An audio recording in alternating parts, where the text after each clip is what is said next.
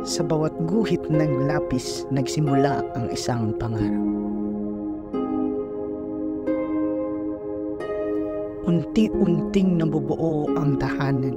Ang bawat linya, detalye at kurba ay nagbibigay buhay.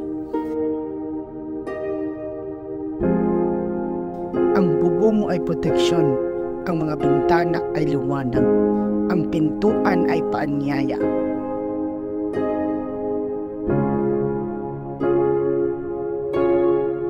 Ang bawat kulay ay nagbibigay sigla at saya, nagiging inspirasyon.